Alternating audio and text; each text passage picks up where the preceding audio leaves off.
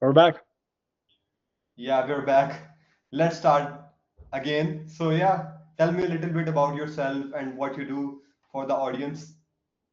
Yeah, for sure. So we're a LinkedIn content inbound agency for other agencies. So basically, what we do is we help other B2B agencies whose ICP is on LinkedIn. We basically help them create like a full LinkedIn content strategy. We create all the LinkedIn posts for them. We set up post scheduling and engagement as well. So basically, we set up like a full LinkedIn inbound content funnel. So basically, they're posting about 5 to 7 times a week on multiple accounts. We have, for example, like lead magnets that we run. We have like inbound driven DM campaigns that we run too. So usually we're able to offer about like 12 or more calls per month to our clients. And the main like appeal of our service to our clients is the fact that, we're posting on a consistent basis on LinkedIn for them across multiple accounts. That helps them like build a ton of authority on LinkedIn, helps them leverage LinkedIn as an additional sales channel. And what usually happens is that, when people are, when they're doing cold outreach or like any other form of direct outreach, usually prospects will check out their LinkedIn profiles first and check out the LinkedIn posts. So usually it helps all in all with B2B brand awareness and B2B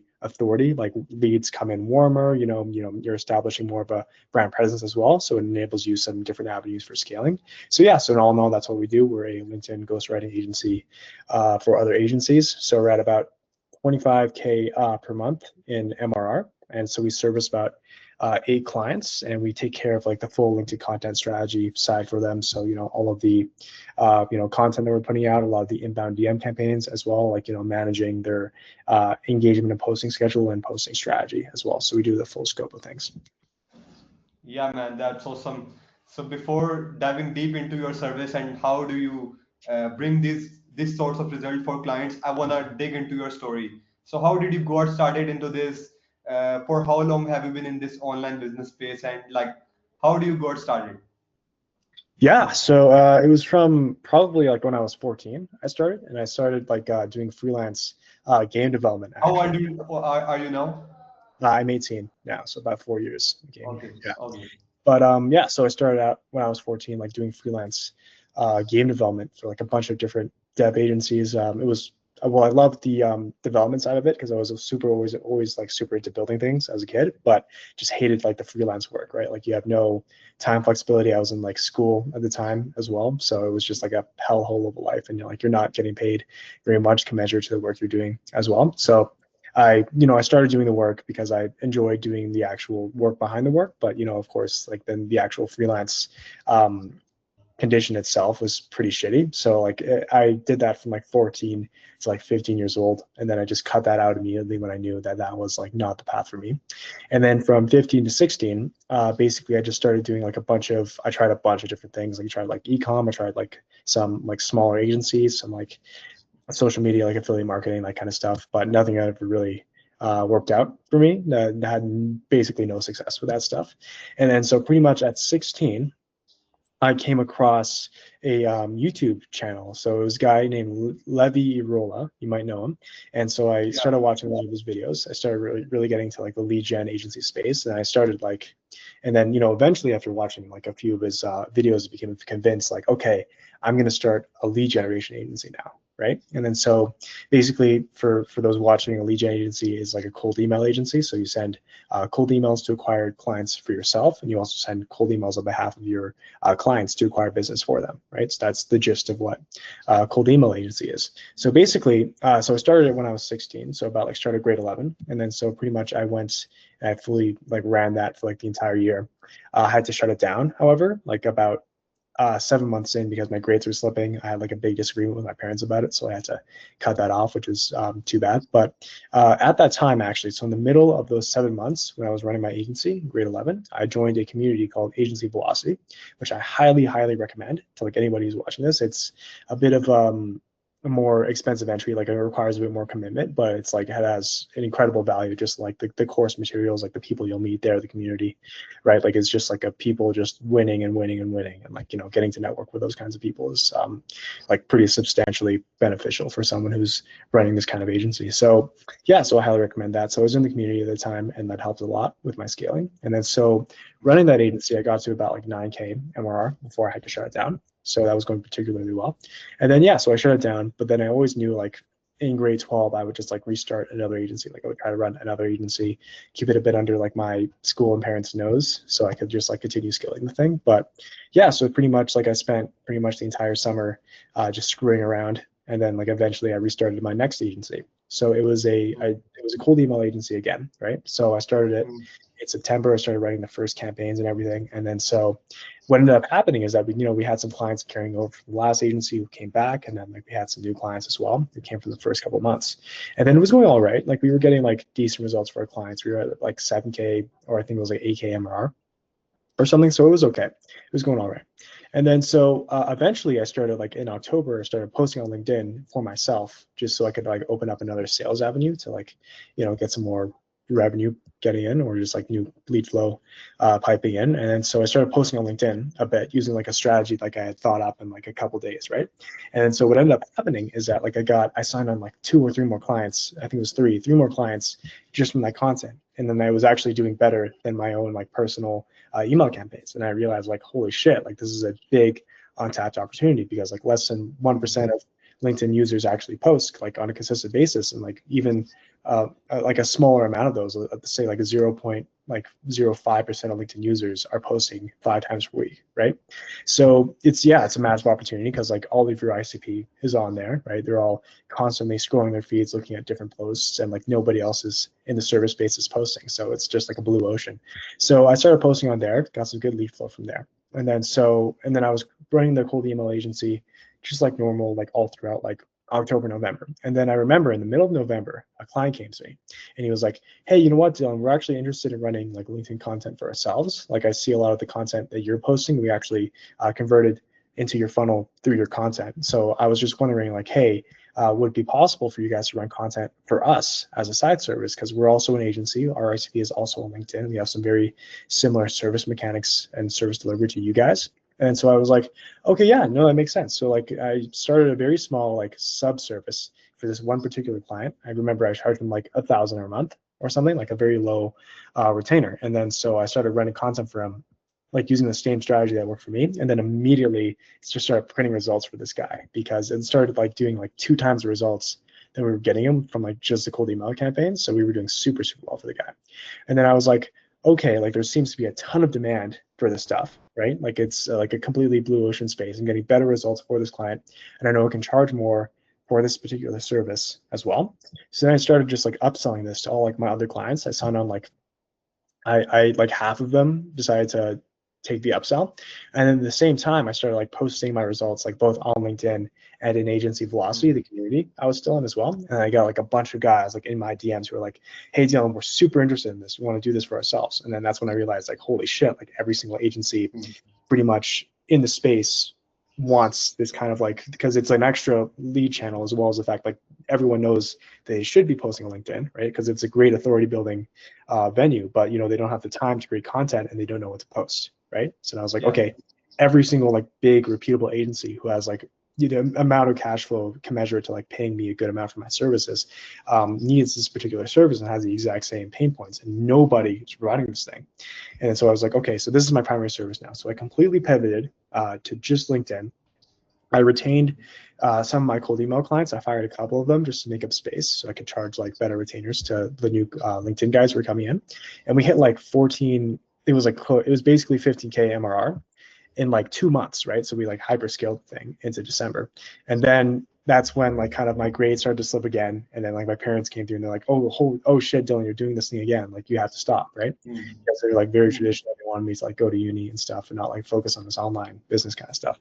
So then I had to shut it down yet again. It's a pretty shitty time in my life. And then so for the next like 5, 6, or 7 months, I was just like, being well, I always knew I would restart it when I went to university, because I did get into a university. I was like, okay, what I'm going to do next year in September, I'm going to restart it again. And then as soon as I hit like 10K, I'm just going to move out and like fully pursue this. So I don't have any distractions. I don't have any bottlenecks from like my family or school or anything, right? And so for like the next like 6 or 7 months, I was just like screwing around in high school, making the best of it. And then in August, I started to like prep the new agency. So I was actually really, I feel like it was kind of a double-edged, or it was bittersweet, the fact that like I had to like shut it down in the first place, because like at the time, like we were doing like 15K MRR, like a few days before shutting it down. Like I realized there's like a lot of bottlenecks in terms of how we deliver our service, and like, you know, the amount of time it takes per client to like do like a full posting strategy for them is like not sustainable in the long run, right? Like our margins would be pretty shitty if I had to hire people to take this on, and like, you know, only like one person can handle like 2 clients, right? And then so I would be running 50% margins, right? So it was not sustainable. And then so I had the opportunity next year, September, to basically build the agency from the ground up again, like fix all the, like redesign all of our service delivery and our acquisition systems to be able to like maintain like 80% plus margins, because of the sole fact that I was able to design a super standardized like service delivery and posting system that allowed one singular employee to handle up to like 5 clients, right? So eventually, so I built that out. Like I remember it was like August of the year when I was like, you know, fully dialed in on just like, you know, building out our new system, setting up the new agency. And then come September, I, you know, did some more prep. I did like some more DMs as well. And then I started like asking my clients from my last agency if they wanted to like carry over to this next one, because like because I was running content for them at the time, but then like after I shut down, like they basically didn't have enough time to run it themselves, right? So they kind of just stopped. Some of them, like I gave some of them like a post strategy to follow, and they were doing like low frequency posting, like maybe like 2 or 3 posts a week. And then like when I messaged them and I was like, hey, would you like to come back? Like 80% of them, like I think it was like 85 or whatever, they all said yes, right? So I had like 10K like right then and there. And then like basically I wanted to like be in a position where like the first month I wasn't doing any outreach for myself. I was just like re-onboarding my new clients, because I didn't want to take like 8 new onboardings in like my first month and like just get absolutely drowned to work, right? So basically September was literally just like a bunch of onboarding and like just reacquiring clients from my old agency. So I got like stabilized stuff. And then like I spent the last like week of September of this year just like building out my service delivery, like making sure everything was running right, like, you know, just optimizing our workflows so that like the time for batch creation for each client in terms of content was like half of what it originally was in my last agency. So I like, you know, optimized that, configured that, and then I basically built kind of a robust service delivery solution to handle like even more clients, because I knew I was going to sign more on next month. So at that time, it was like September, end of September, we were at like 10K. And then I remember like it was like October, like just before October 1st, I made my first post for the new agency. I was like, okay, you know what? Like, fuck it. I'm starting a new agency. And then I get a bunch of guys in my DMs like, hey, Dylan, we're super interested in this. Like, we know you got super like killer results for your old clients. And like, basically, and I started posting consistently for myself, like 7 times a week, or like 5 or 7 times a week. I was not very consistent because I had like a lot of work to do, but like it was still consistent enough to like get some decent lead flow. So for the next 2 weeks, so the first 2 weeks of October, I just got a shit ton of inbound. And then basically I closed, like I think we maintained like a 40-50% close rate. So it was pretty solid. And it's basically like a bunch of guys just like coming in, interested in LinkedIn service. Like we signed them on like 4-day sales cycles. And then pretty much like October, like the first like 3 or so weeks of October was just, or I guess like, you know, the first like part of October was just like straight onboarding. So I was just packed with onboardings. Like now we're at a stage where like we're delivering the service like pretty at a good amount of stability right now. Like we've onboarded a ton of clients, like 25K worth of clients. And now we're delivering the service on a consistent basis, like with a good amount of stability. Like it doesn't take us that much time to make a batch, right? Like it's pretty efficient service delivery. So we're at like a pretty stable point. And then so after I hit like, I think it was like 15K or something, I decided like, okay, I'm going to move out now. So I'm going to like, it was like a super rash decision. Like I came up with the idea in like 3 days. Like it was super, super quick. And so basically I remember it was like Friday, I bought the plane ticket and then I rented out like this Airbnb that I'm in for like 5 months, right? And then so I spent the weekend with like a 16-hour layover or something like fucking insane, like on a flight from Calgary, my hometown, to Bogota in Colombia, where I now am. And then so pretty much, yeah, so that brings us to today. So it's been about like a week or two since I moved here. And then so basically those 2 weeks have been just me like settling into the apartment, like onboarding new clients and just like, yeah, running our service delivery. So yeah, that's pretty much it.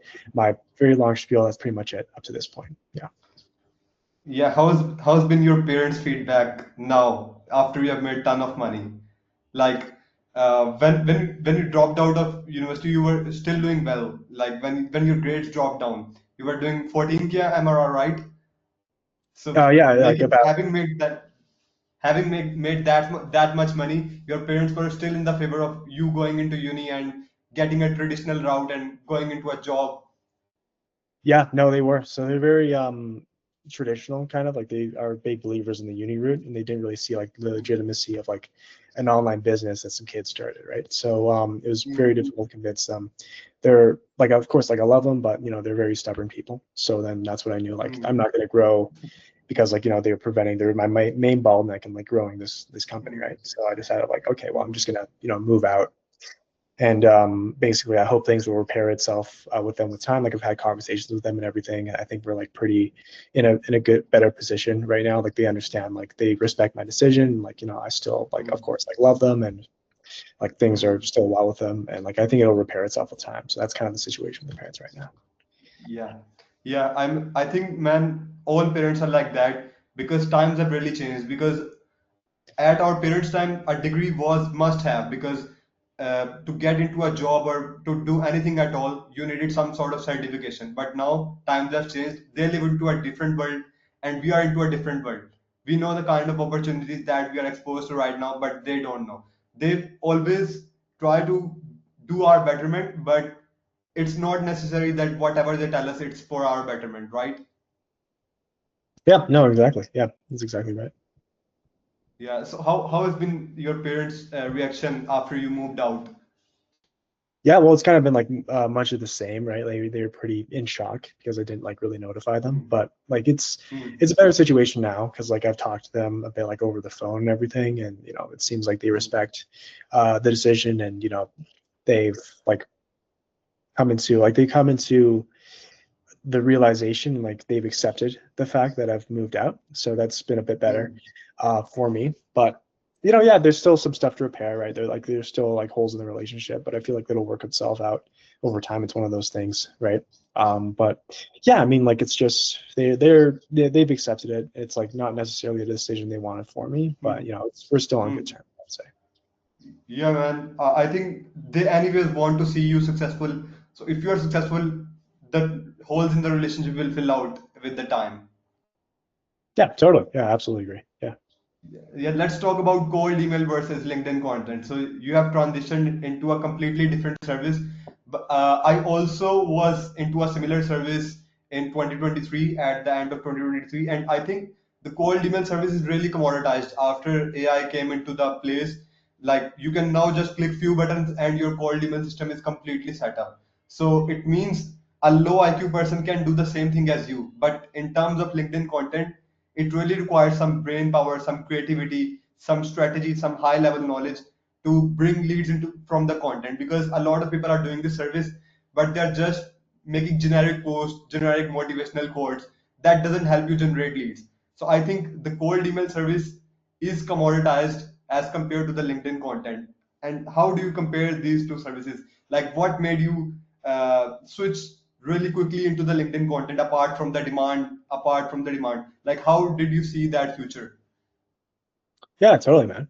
So, and I mean, you're completely right. Like, it is hyper commoditized. Like, I know like a bunch of my friends who were like cold email agencies. They've transitioned to being like GTM agencies now. So, right, so they take on like the Hmm. full scope of like a company's sales motion. So, like, the benefit of that is like you differentiate yourself from cold email at the same time. So you're not as commoditized, but at the same time, like you can charge higher retainers for more work. So that's the Hmm. big thing. So like the space is in transition, is what I'm trying to say. But like it's still a solid model. Like you can still like get good results as a cold email agency. Like the barrier of entry nowadays, like so the barrier of entry like in a fundamental sense is very low because like anybody can buy like an Instantly subscription or a Smartly subscription or whatever, bunch of domains and just start ripping campaigns, right? And just start an agency through there. But like the barrier of entry in terms of like building successful agency is now much higher because you need a lot of social proof, a lot of like differentiating offer mechanisms to like stand out from like the million other cold email agencies there are now. And like they picked up a pretty shitty reputation nowadays. Like I used to speak like back when I was running a cold email agency, like I spoke to guys who like told me like they've been burned by like 7 different agencies before, right? So there's a lot of shitty bad players in the game. But then you compare that to like LinkedIn content. So like on the delivery side, for cold email, like if you're like good at cold email, right? So let's say like you onboard a client, it's 2 week warm up or setup or whatever the hell, right? And then so basically after that, you're in like 1 to 2 months of like testing angles, or even like shorter. Like you could, find a winning angle in like a week, right? It could take like anywhere from like a week, like 1 or 2 months. So basically after you're done that, like you've basically like scraped your list, you've set everything up, you found a winning angle, and you're basically the time between like when you first onboard the client to like when you start running that successful angle on a continuous basis is like a month. Then let's say, okay, so like a month passes, you've now got stable campaigns that are printing results. You don't really have to do anything past that point, right? And then so with, yeah, so that's a benefit with cold email, right? But then with LinkedIn, of course, like you're constantly delivering the service. Like it becomes easier over time because like, let's say like I ran 20 posts for a guy, or like 40 posts in total for a client like a month ago. Like let's say like 5 of those posts did really well in terms of like conversion, engagement, whatever. I can basically take 5 or 10 of those posts and then reuse them the next month, right? So like basically my workload decreases month over month because I have a backend repository of content to like reach into and then reuse the next month. Because LinkedIn audiences, they have like a memory span of like a goldfish, right? Like you can post something a week later, it's still relevant. So the ongoing service delivery is like that's probably the biggest difference in terms of like actually delivering the service, but it's manageable. Like if you can systemize it well, you can have like one copywriter manage like 4 clients at a time, like at maximum, right? So it's a good margin, it's solid margins, like, and it scales pretty well. And then, but like one of the main differences I would say is also like, saturation, of course, like cold email, super commoditized. LinkedIn is like a very, very new thing. Like I see a lot of these guys who are like just running like lead magnets or whatever, like lead magnet bros is what I call them. And then so basically like they're on like one side, right? And then the other side, there's like, ghost writers who do like founder led content. So basically like they only post on like the founder, like CEO's account. And like it's an attempt to build like personal credibility and status quo just on their account. And then there's guys like me. So there's nobody that I know of who's like delivering like an incredibly like similar service to me. But at the same time, every agency that I talk to, they want my service in particular because like it appeals to them because like they want a full inbound funnel. They want all of their employees to post. So they want like brand-led content approach rather than just like founder-led. At the same time, they want the lead flow, but they want the authority that comes with like high quality, like pain solving content that I run, right? So there's a lot less saturation. It's easier to sell, I would say, as well, because you're not monetized. So, but in the sales process, it's a lot more education because like the audience that I'm selling to, like even though they're agencies, they haven't been like pitched like a million LinkedIn offers, like LinkedIn content offers before, right? So you have to educate them on like how the system works, like, right, like how what kind of posts we'll make, like how the posting functionality on their side, like what they will have to do to like, maintain posting functionality, because like there's a bit of work on the client side as well.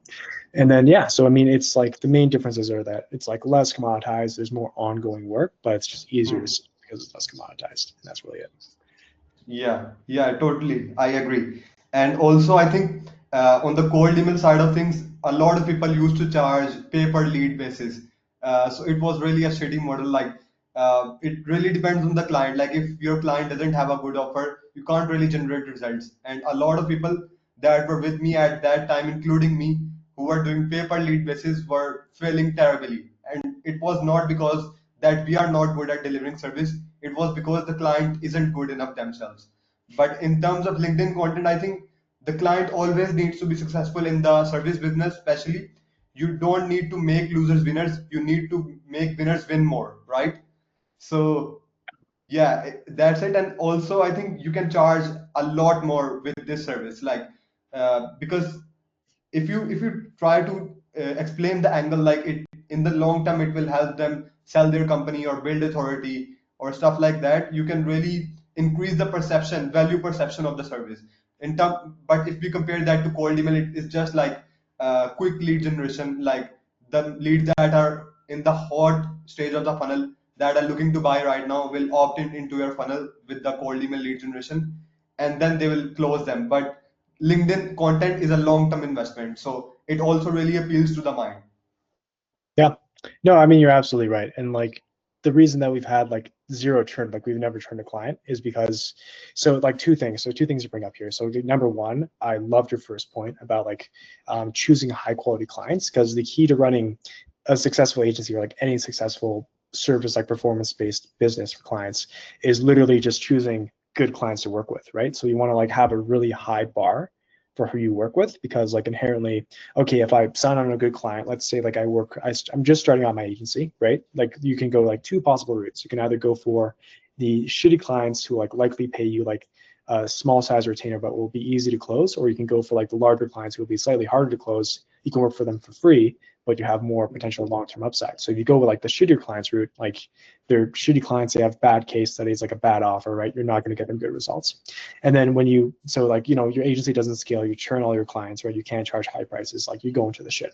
But then if you like start working with like high quality clients, like on a free basis, so let's say like I signed on one client, he's like, really like he has like a lot of killer case studies, he has a really solid offer, and then he's like, okay, I'm going to work for free for a month and then maybe like collect like a 20% rev share or like 10% or like whatever, right? And then so basically I start doing cold email for him, and then the campaigns do well because like I know what I'm doing. At the same time, like he has a good offer and case studies. So then, you know, eventually I start collecting like a really good amount of lead flow for them. It like blows them out of the water, like they're super happy about the results, and then so they start paying me really good retainer. And then I acquire a really solid case study from a big reputable company with large and like really nicely quantifiable results. And pretty much I use that case study and I scale to companies similar to him, right? So that, you know, that's like long term, like you take a shittier deal up front, but you're like have a higher bar for like who you actually work with when compared to like, okay, I'm going to start to work with everybody and I just want to make some quick money. Like you just buy like working with shittier clients are easy to close, right? So like one, you get like actual longevity, you build a successful agency. The other, you might get some like cash in the short term through like retainers or whatever, but you're just gonna shitify your entire company, like just put it into the ground in the long run. But yeah, so you're absolutely right. It's all about like who you work with, because it's easier to deliver results for better clients. Like you can charge them more at the same time. Like it's a no-brainer to work with high quality clients. Like high quality clients, high quality case studies, like they're easier to work with as well, I found. So yeah, I mean, it's a no-brainer. So like one of the keys to agency success and like longevity is just to work with good clients.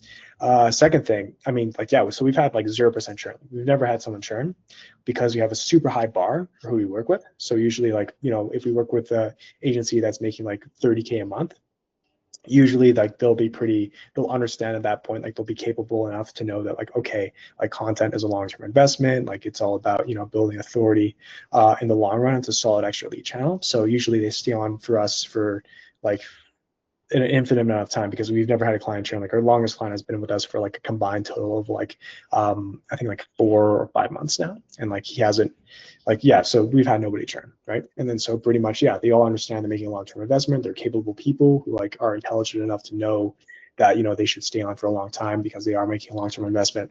And at the same time, like when you're working with larger agencies, like, you know, you have better case studies to format to post, you have more material to work with as well.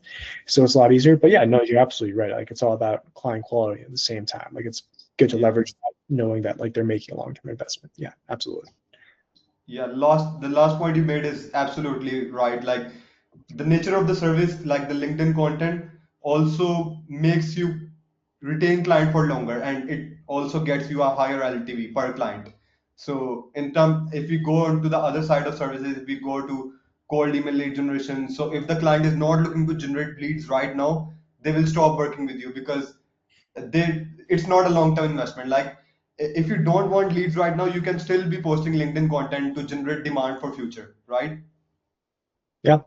Yeah, absolutely. I mean, like it's just like, you know, if you stop hosting, right, then you've Hmm. destroyed like months and months of momentum, right? So like even if, because we always deliver good results for our clients, right? So like the results thing has never been a problem. Everybody's, it's 100% client satisfaction. But like even if like you were to say like deliver mediocre results, you could probably retain a client for a pretty long time, because like if you set like a high bar for who you're working with as well, then you usually like you'll be at a stage where like you're getting paid a very sweet, like you could have like an insanely low churn rate and like an insanely high LTV, like a ridiculous LTV probably with this kind of service. Like it's kind of, I feel like this is like the sweet spot of like you know, agency services, because like you have you know, extremely high LTV, like basically zero churn, and it's like an essential service that like everybody's looking for. There's huge demand for it. The only con, of course, is the ongoing service delivery. But if you systemize like the shit out of it, then you can basically like turn that task into like something that would take a single copywriter like because a single copywriter can do like 4 clients and you're running 80% margins, right? So it's all about how you systemize it. But I think it's like the sweet spot, like the Goldilocks zone of like the agency service you can run. Like it's an incredible service, I think. Yeah. Yeah, absolutely, absolutely. So yeah, in the start of the call, you told that you were in the coaching program of Levi Erola, right? And you really highly advocated for that. So what do you think about these coaching programs? Like, is it good for anyone that is starting out to get into these coaching programs? And what sorts of benefits that it gives you?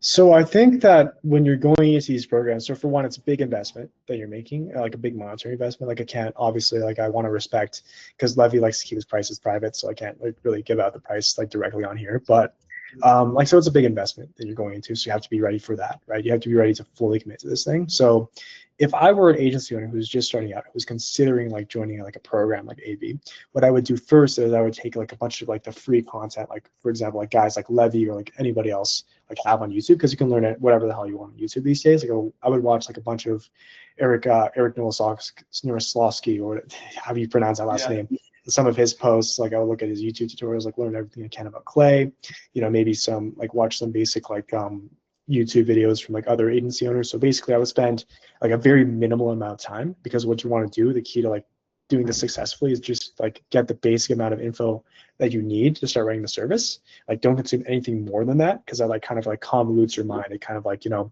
kind of wasting time learning stuff that won't necessarily work for you and apply for you, right? So basically you want to learn like the very basic minimum of what it takes to deliver your service and run an agency effectively.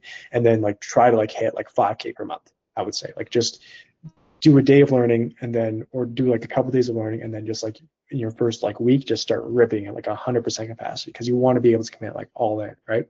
And so what I would do is I basically, do like the 1 to 2 days of research, like rip campaigns or whatever the hell, right? Sign on a few of my initial clients. And then I would spend like maybe 1 or 2 months like getting good results for these guys as well. Mhm. Like you want to like I said, like a piece of advice is like set a high bar for who you're going to work with as well. So like it's easy to get them good results. So let's say like, okay, so like I'm starting to run my service. I've got like 5K in MRR. I've got like 2 happy clients. And so now you're at a stage where like enough about the agency space and you're committed enough to make that leap into a course or a program wherein you're going to be able to take that 5K and then scale to like 50 or like 100 even, right? And so basically that's what I would do. So I would like get a stable, a good MRR, get some decent case studies behind me as well, and then like fully commit into the game while doing like a minimal amount of learning at the start, so I could just learn by doing it myself, by iterating myself. And then so I basically hit 5K, join the program, and then just scale from there. That's how I do it. Yeah, it's pretty awesome. So yeah, when you started this LinkedIn content service, so how did you start doing it for your client? Like, how did you learn that? And the point you made about learning versus doing is also really awesome. Like a lot of people really get stuck into learning things and perfecting their workflow and making SOPs and stuff like that, and they don't really focus enough on revenue generating tasks, right? So how did you keep that balance? And also, I want to ask, like, there is a lot of moving pieces. Like, the first of all, the generating ideas for your client is really hard. Like if you're doing it for yourself, you can kind of freestyle it, but when you're doing it for your client, you have to be organized, systemized, and you have to build a system that generates consistent ideas. So how did you do that starting one, and what has transitioned since then? Like, have you improved your process until then, and what has been changed? Yeah. So basically, I started running the service for myself when I first started out. So the first LinkedIn posting content I ever did was for my own service to promote my own stuff, right?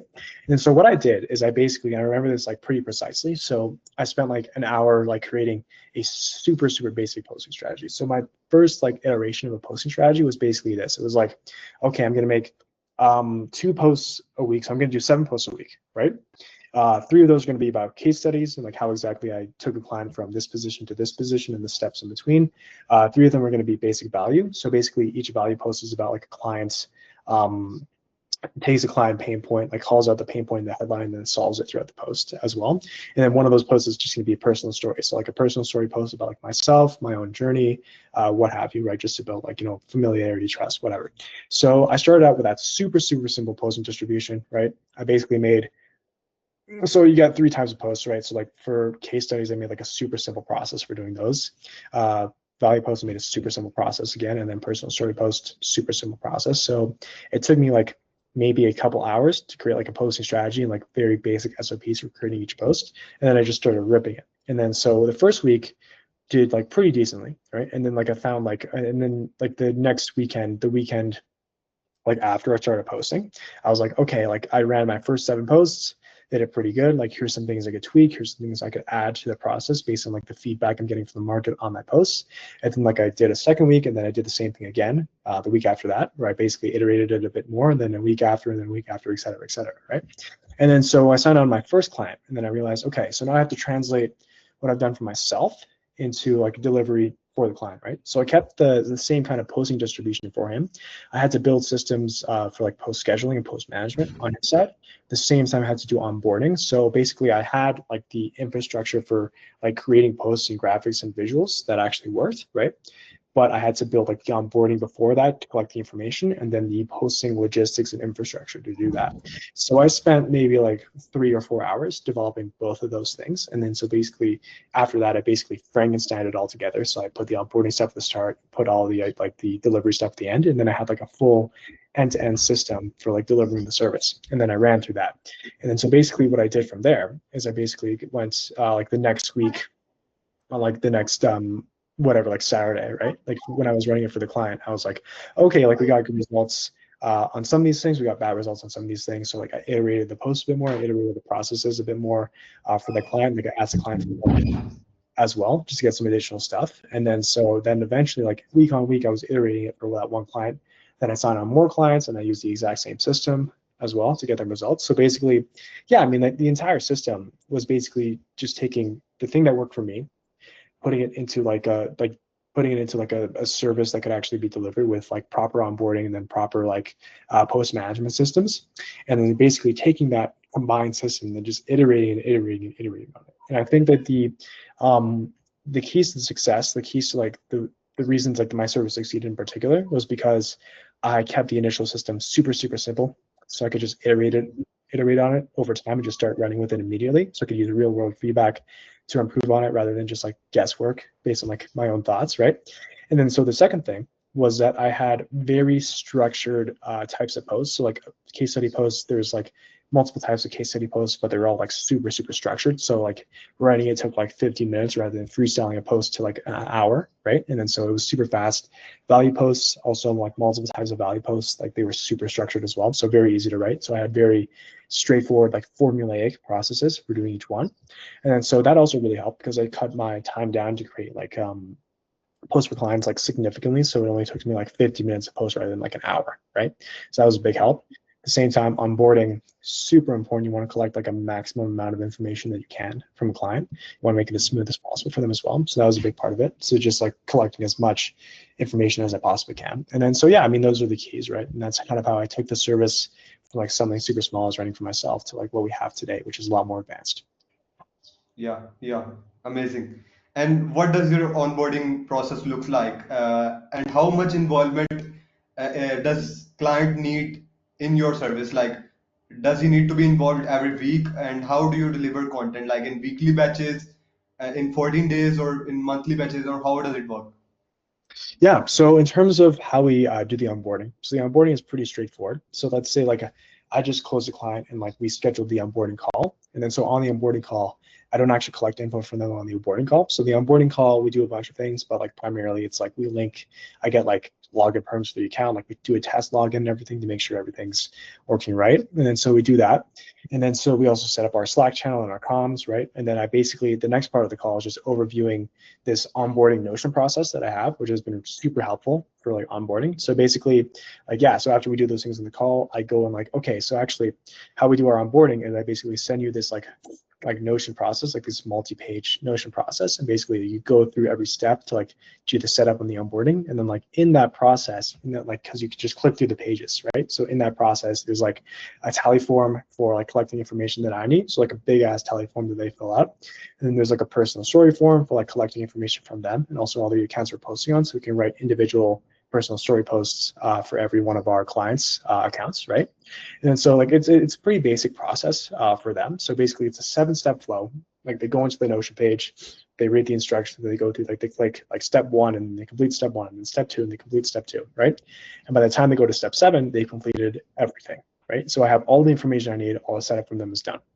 And so now what I do is like the first thing I do is like a profile audit. So we do profile optimization as part of our service. So I go through and I check every one of their profiles and I look at, okay, how can I make this profile better, like to align with like what our like high converting profile methodology is. And then so like I basically do the audit. I go to the client on Slack and I say, hey, I just audited like these profiles. Like here's going to be the changes I'm going to make to each profile. Here's like the headline and the banner and whatever we designed for this. And then so like they approve the changes, or like they maybe can edit the changes, and then we just do the edit for them. And then we just do the profile optimization, super basic. Next thing we do after that is we basically just set up the internal posting processes. So basically like the internal management systems that we have in order to like create their content. So basically it's pretty simple. Like we have like a Notion workspace repository, a bunch of other stuff like Notebook, LM, like knowledge systems as well. So like it's a bunch of stuff. It's all very internal. So like that takes like quite a bit of time because we've systemized the crap out of it. So then like we build that. So we build all the systems that are commensurate to like making their posts and everything. And then we set up like some basic delivery systems for them, like posting logistics, whatever. And then after that, we write our first week of posts. And so basically that's like usually if I onboard them, if I have a boarding call on Monday, then like the first posts are ready by like Thursday morning. They have like a full 2 days to review them. And then so basically we just get onto posting straight after that. So in terms of like batching, we do it like every single week.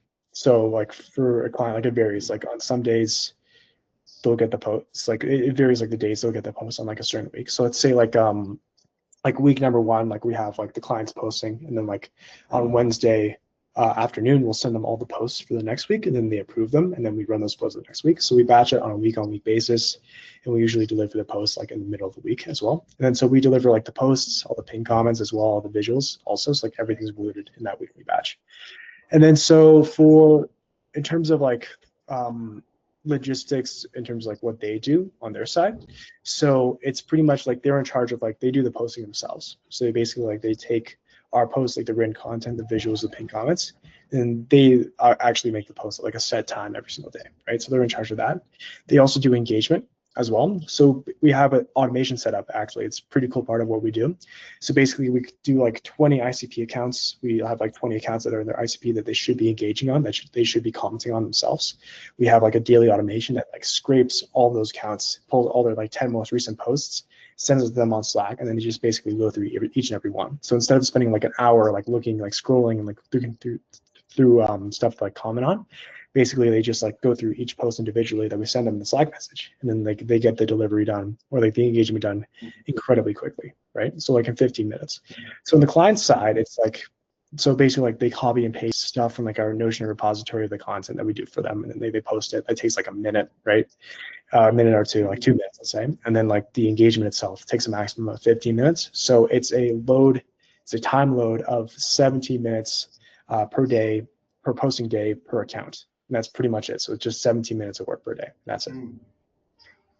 And when you do the onboarding process after that, do you ever need any significant information from the client to create new posts? Like if there is something going on in industry, and do you also collect your client's opinion on it, or like how does it go? Like, did you ever felt the need to collect information again from the client after the onboarding process? Yeah, so like that happens all the time, right? Like if we're writing a post that like we need more info on, like what we'll do is we'll just like message the client on Slack and ask him for that info. It's very, very straightforward. In terms of like industry news, because I know you mentioned that, so we don't really make posts about industry news because they're like, it only really applies to people within their industry, and we're selling to the ICP, right? So it doesn't really align. So we never really do that. But yeah, I mean, like if we need more information, we'll just ask them on Slack. That's pretty much it. Yeah, that's pretty cool. And how do you see AI in terms of delivering this service? Because AI has evolved a lot. So how do you like what sort of AI tools do you use, and how much is AI involved in your current process?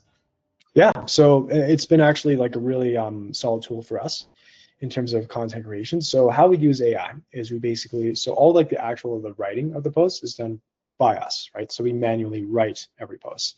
But in terms of like collecting information to like actually like put into those posts, we use AI. So pretty much we built kind of like an internal database system with Notebook LM. So we've done some pretty custom configuration of it. So basically what we do is like during onboarding, like we take all the client's info on like service delivery, and like we take all the client's info on like case studies and like, their call recordings and transcripts and everything. We put that into like separate organized like Notion or Notebook LM repositories. And then pretty much we use AI through that to like pull the information from all those resources that we need for every post. So let's say I'm writing like a case study post. And so the information I need is like, okay, like I know what case study I'm going to be writing this on because I got that from our info repository in our Notion database. And so now I need the end-to-end process that they did to deliver this guy results. So I go to the specific Notebook LM repository we have for the client's case study posts, and I use like one of our specified prompts in order to like get the full like end-to-end kind of process that they use to deliver from that one particular client. And so Notebook LM gives me all that info. So now I have something to write about. And then so I also go to a separate like Notebook LM that analyzes like a lot of the client results they've done. And I basically use a specified prompt to get like the results stuff from there. So like it's basically so basically like the process works out to being, okay, like we choose the case study we're going to do, then we just like use Notebook LM and like our specific Notion repositories like to get all the info that we need using AI to like source through all like the client's info that they've given us. We take all that info and then we use that for writing. So basically in information sourcing, it's all done by AI, right? Or most of it is done by AI. Like of course, like if we see some discrepancies, we'll like go in and verify like where that information is coming from, but like 99% of the time it works perfectly. It's right. So then we take that information and we manually write the post through our set specific processes for writing every type of post. That's pretty much it. So we use AI for information collection, then the actual writing itself is done by us. So have you used tools like Claude to write content for you? Because I've seen a lot of people transition into using AI tools for writing also, but it's really like perspective shifting. Like you do this manually until now. We've always done it manually. Like I've tried to like implement like Claude. Like Claude's actually one of my probably the best copywriter in terms of LinkedIn that it's come out so far. But I've tried using it. Like we've had like a lot of prompt engineering done to like get it to work perfectly. But like it produces output that's like maybe 70 or 80% as good as like what we do manually. And I want to capture that other like 20 or 30%, right? So I just do it. We still run it manually. Yeah, I mean, it's pretty decent. Like I could see like some decent results. Like I know Phantom Writer is a tool actually made by a friend of mine, Paolo.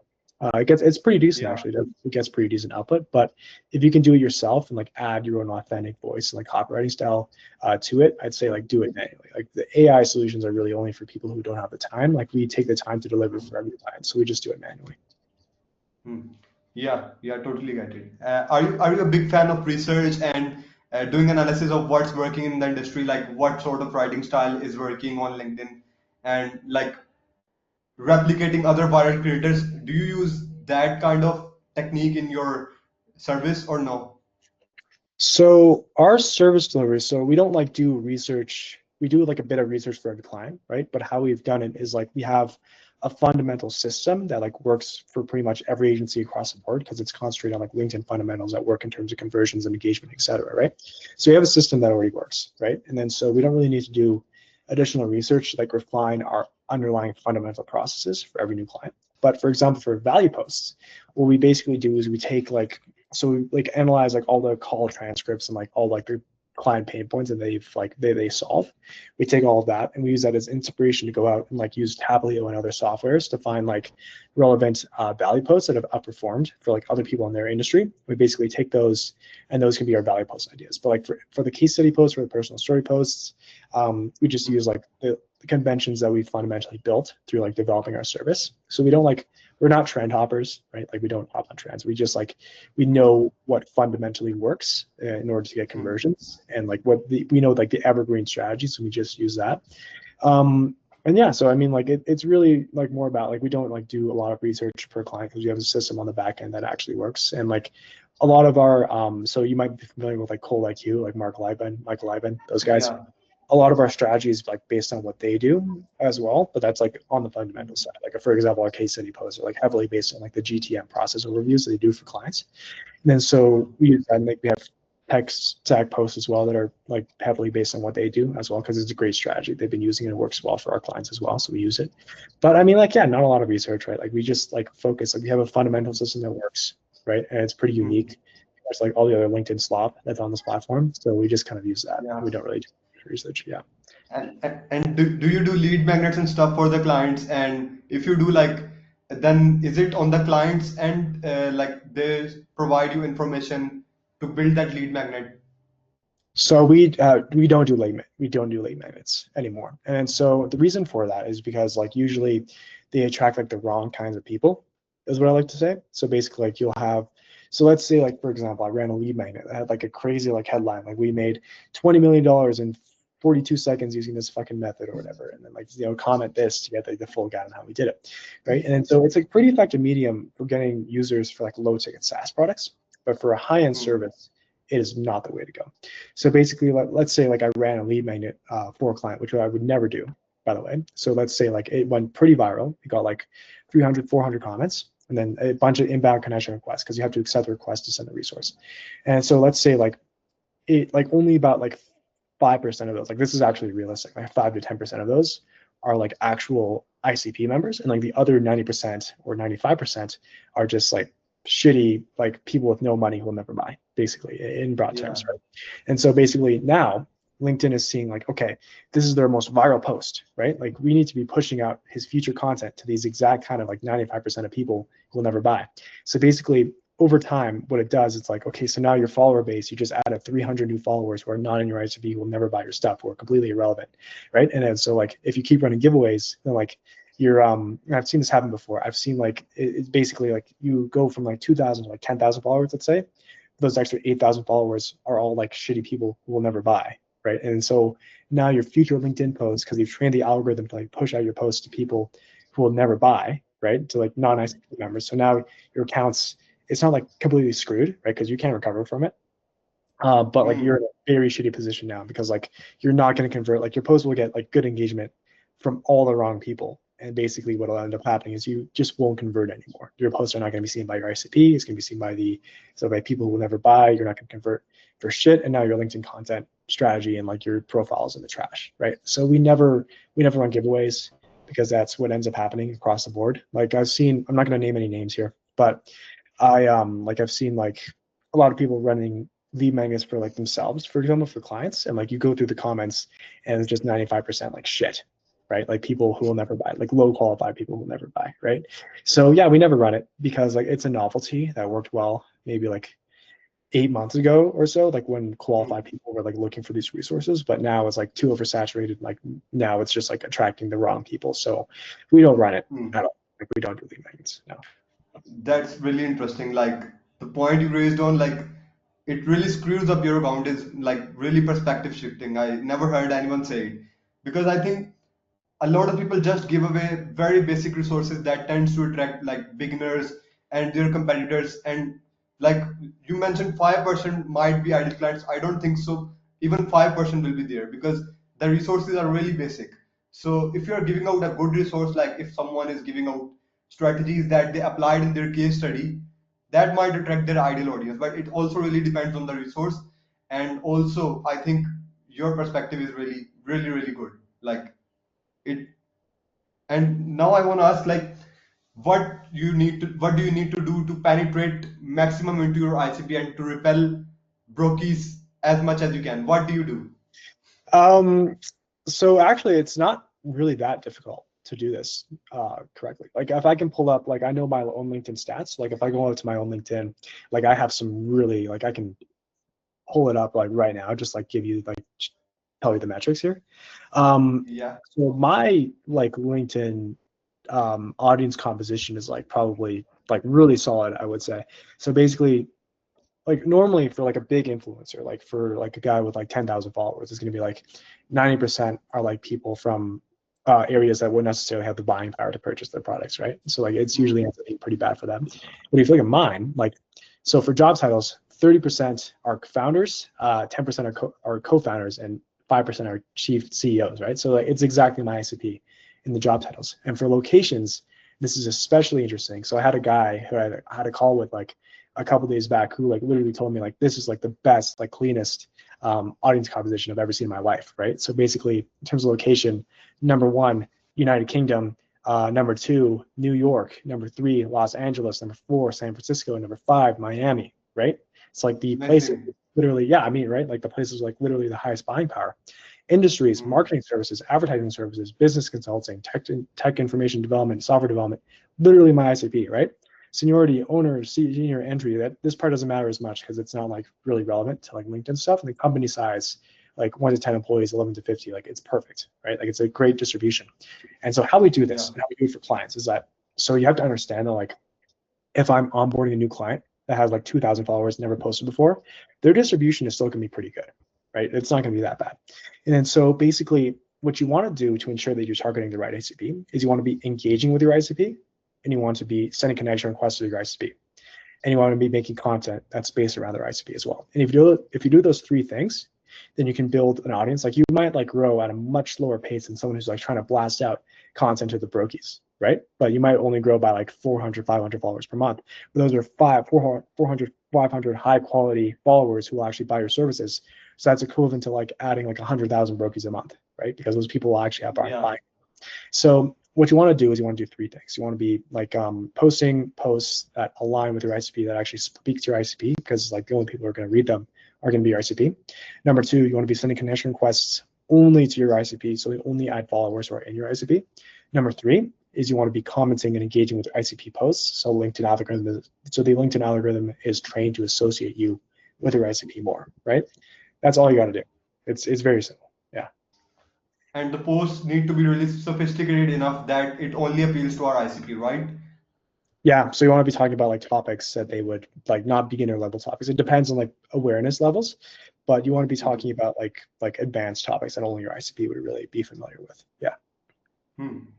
Amazing. And do you use any automation tools to kind of run LinkedIn outbound, or like how do you send connection requests? Because there are a couple of different ways. I like to send out from the recommendation section, because if you have been sending a connection request to qualified people that are your ICP, your recommendation will fill up with similar people, right? Yeah. But No, also you can use automation tools to make up campaigns and send connection requests. Yeah, so for myself, I do it like the same way you do it. I do it for recommended because I can choose my ICP. Actually, so I do it like maybe like 20% for recommended, but the other 80, I actually go through my feed and I look for like people, members of my ICP who are active on LinkedIn, who are commenting on posts. So I know that they're active and they're in my ICP, right? I open a new tab, I send them a connection request, right? So that's how I built up like a really high quality following of people who are in my ICP and active. And then so at the same time, like for clients, like we run automations because we can't do it manually for them. So we use HeyReach for connection campaigns for them. Yeah. Is it the best tool? Have you tried any other ones? HeyReach is my I have personal heard favorite. great things about them. Yeah. Yeah. No, they're great. They're great. They're a really solid tool. Really good team behind it too. Actually, I've talked to a few of their guys, like really solid people. And then so Expandy is like another tool, but it's like the UX is like a piece of shit, to be honest with you. Like they really have to fix that. A lot of the other tools are sketchy. I don't really trust them. I've only used Expandy and HeyReach, and I know that HeyReach is a better alternative. So I just run with HeyReach. And do you ever accept connection requests from people that are not qualified, to sort of also repel that kind of audience if they send you inbound connection requests? Yeah, no, I don't accept anybody who's like not my ICP. Yeah, exactly. Okay, great. And in terms of thinking about your content strategy, do you think in terms of awareness levels, or do you think in terms of funnel stages? Like there are some people that say top of the funnel, middle of the funnel, and bottom of the funnel. But there are some people that say problem aware, solution aware, and then product aware. So which methodology is right in your perspective? Definitely like top of funnel, bottom of funnel, middle of funnel. So we think about both. Like when we're doing like the overall tone of the post, we think of sophistication levels to like for the language that we're using, right? But in terms of like the actual content strategy, it is like it's top of funnel, bottom of funnel. So top of funnel, like value posts, personal story posts, bring people in.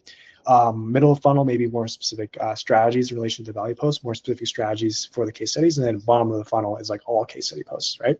So like, you wean them through levels of awareness of you, not necessarily of your service, because people will know what a GTM, cold email agency is, right? So we work with like very aware offers. So like it's through levels of like awareness of like your company and your status quo and your case studies as well. So that's how we do it. Amazing, amazing. So yeah, I want to talk about like what are your goals for next 6 months or so, and what are your current client acquisition channels that you're utilizing, and what are your plans coming up? Yeah, so for the next 6 months, so I'll start with acquisition channels first. It's just LinkedIn and LinkedIn DMs, like content on DMs. That's how we do it. It's very, very simple.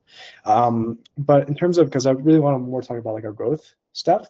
So what I'm planning on doing actually is I'm planning on like just hitting like 35K MRR and then just stopping, right? Because I know that like when you go above like maybe like the 50K MRR mark, I know that you're like getting diminishing returns. And I want to be at a point when I'm at 35 where I'm like, okay, like I'm delivering the service like without needing like my intervention. So I can spend like maybe 4 hours a week on my agency while it's all being handled by my copywriters, right? And so I want to be at that point where like I have like a really like solid, like consistent source of income.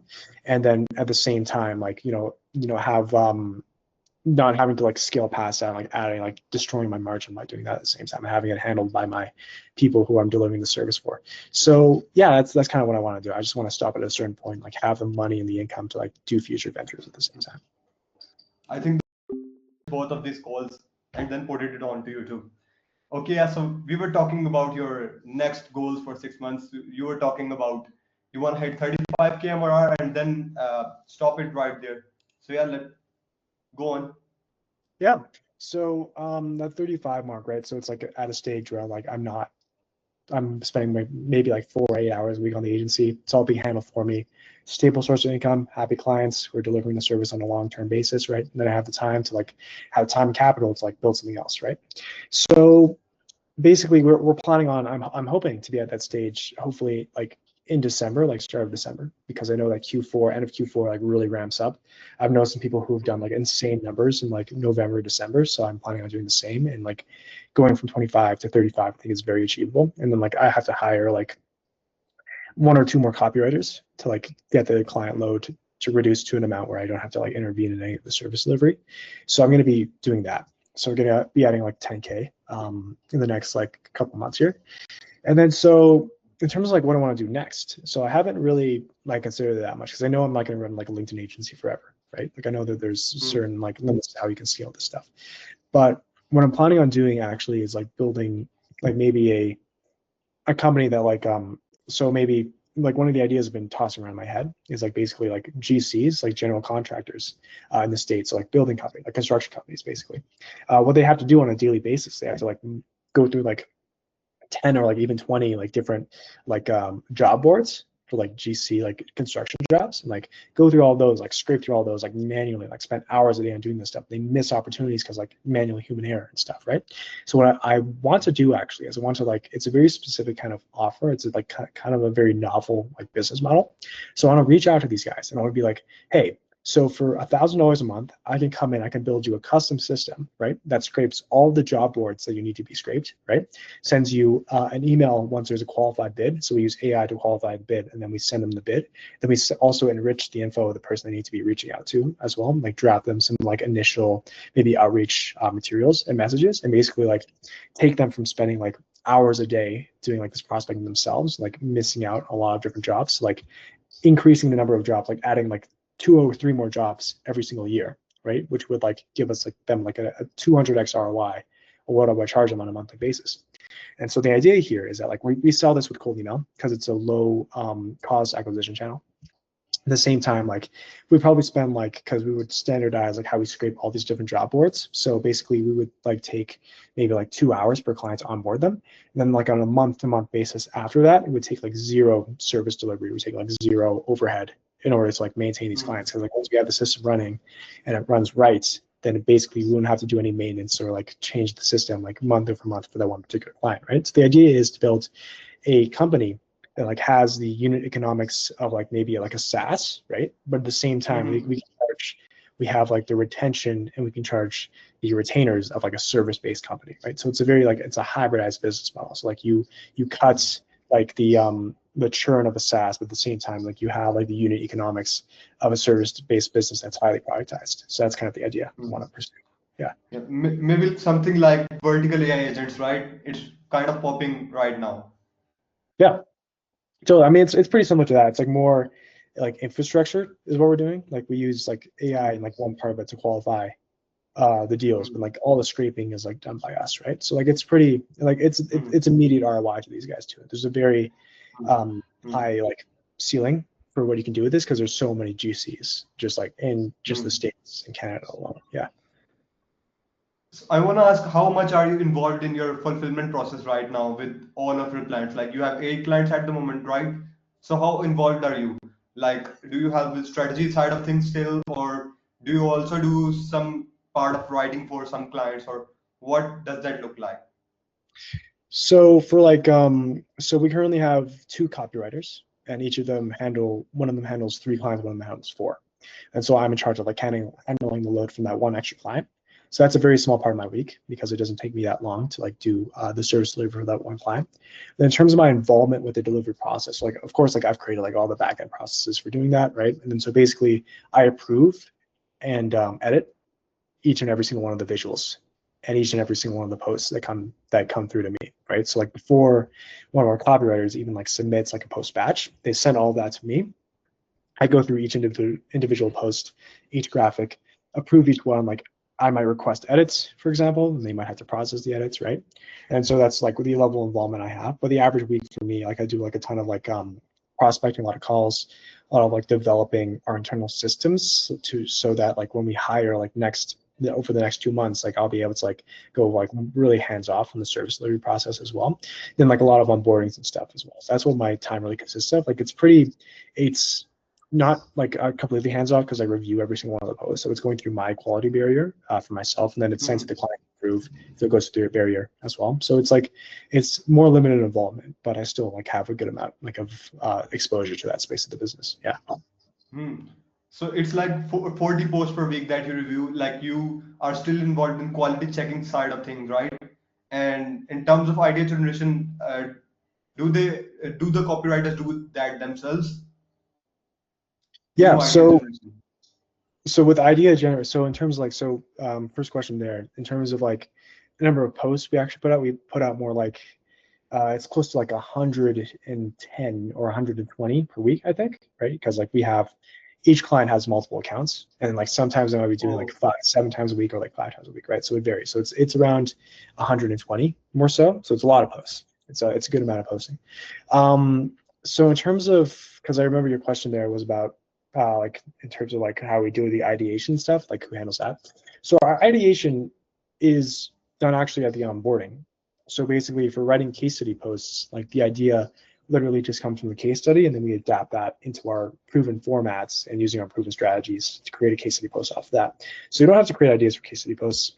For personal story posts, like we do like a lot of the ideation through like some basic like post types that we know already work. And then so we choose a post type, we choose the information to use, and then we run with that post type as it like specifically pertains to what the client wants to do with that kind of post. And then for the value posts, so at onboarding, we select about like 40 or 50 posts that have already done well with our ICP that relate to the pain points that we want to talk about for our clients. And so what like one of our copywriters will literally do, they'll choose like one of those like 40 to 50 like proven posts and like choose an idea that post represented, and then just run with that. So ideation is highly systemized. Like everything in the process is extremely systemized. So like none of my copywriters are like wasting time trying to think of ideas on their own. They're just using our proven ideation processes and the ideas we already have, creating the onboarding process, and we've already systemized internally in order to create those posts. So that's why we get it done so fast, right? Because they don't have to spend any time making ideas. Yes.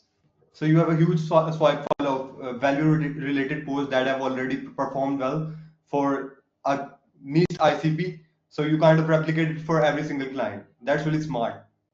Yeah, so it's kind of like that, but we do it like per client, right? So we like at onboarding, we collect all those posts for every client. So like, yeah, no, it's a good strategy because like we're able to like it's very quick ideation, right? But we collect those 40 or 50 every single time we do onboarding because every client is different, right? So we use different posts for every client.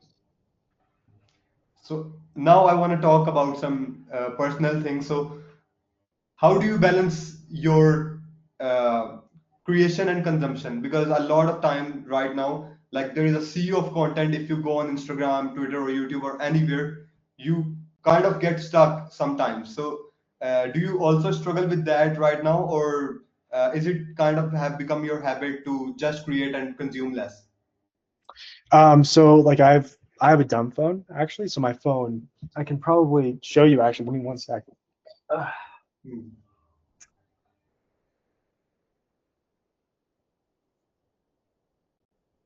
So right here, it's so basically I can open my phone. I've like dumbified my phone. So you can see it's literally just this. So it's super, super Hmm. basic. Right? So I've done that with my phone. So I've cut down, like I don't have Instagram, I don't have Snapchat, I don't have any of those things. Like in terms of LinkedIn, like I do my own engagements, like I have to engage myself before I run my posts. So it's like LinkedIn is a hard platform to get addicted to, I think. I think it's like Hmm. sometimes I Yeah. find myself doing scrolling sessions and stuff, but usually it doesn't take up too much time. I think I have like decent willpower and like removing Hmm. myself from that. But I never really had that problem. Yeah. I mean, I used to like when I was like a kid, I used to spend like a ton of because I wasn't doing anything like when I had to shut down my agency, for example, like in that summer, like I didn't really do much, right? So I like just spent my time like scrolling social media, like wasting my time. But now like that I'm actually like doing something that I enjoy, like and invest my time into, like I don't really do much like scrolling or anything at all outside of LinkedIn. Yeah. Hmm. So what do you do in your spare time? Like, how is the life right now as an entrepreneur? Because you have moved out of your home space and now you are isolated here, right? So how do you spend your time when you're not working? So I work like quite a bit. I'd say like 8 to 10 hours a day, right? But like usually when I'm not working, there's a ton of great hiking spots near where I am. So I go on like I've gone on like a ton of hikes so far. It's been awesome. Like I go out like maybe like explore the city a bit, right? Because why not? It's a new city. Hmm. It's a really cool city, Bogota. It's like 8 million people or something insane. But yeah, incredible city, like beautiful city. And then so Are I you also in Colombia right now? Colombia. Yeah, you got it. Yeah.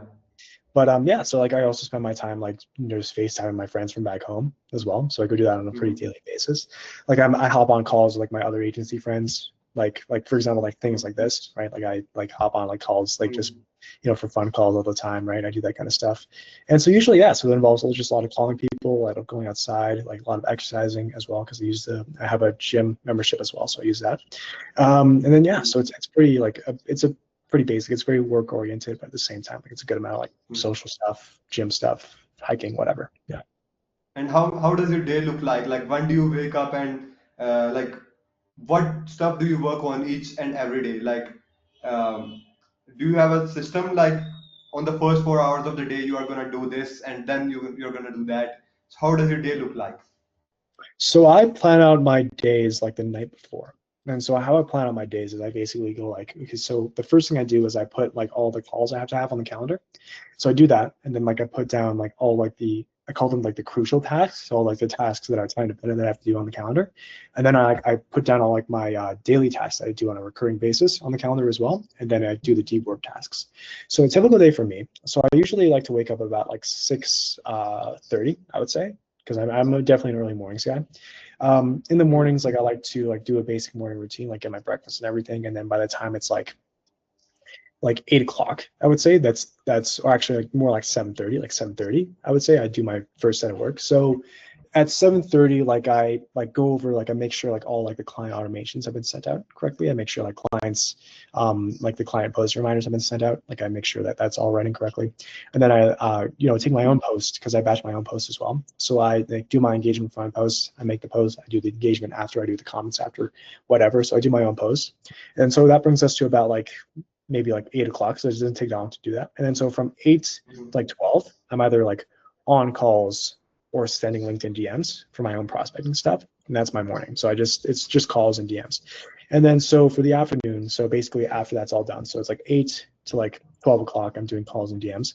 And then so from 12 to like 1, I just do a quick lunch, right? And then so from 1 to like, I like to say like 6 or like 7 or about, I'm literally just doing deep work that I have spec'd out for that day, like some tasks, like some client tasks, maybe some service delivery stuff, maybe like tagging to my team members. Like I do like a lot of my like team stuff like in the morning as well. So I'm on Slack for the whole morning, just chatting with my team. Like sometimes we have like our weekly calls at like about like 1:30 my time. So then like we do our weekly calls on there, and then like it's pretty well coordinated. Like so I have pretty consistent communication with my employees, I would say, but like it's pretty basic. Like it's just like weekly calls, and I have like a Trello board so I know what they're doing like at any which time, just like streamline everything. And then so yeah, I mean that's pretty much it. So like mornings like calls, LinkedIn stuff, and then afternoons just deep work. So it's really kind of structured, like you don't really have the time to slip through the cracks. Because if you're not working a lot, you kind of get exposed to the other things like scrolling through social media and stuff like that. You have systemized your day quite Yeah, no, well. it's been yeah. I mean like yeah, no, it's pretty like it's super rigid, right? Like I do everything because I feel like it's when you're at this stage of the agency, like the best thing you want to do is just systemize everything you can, right? So that's like what Hmm. I've been focused on, and that's translated to my daily routines as well. Yeah, absolutely. Hmm. Hmm.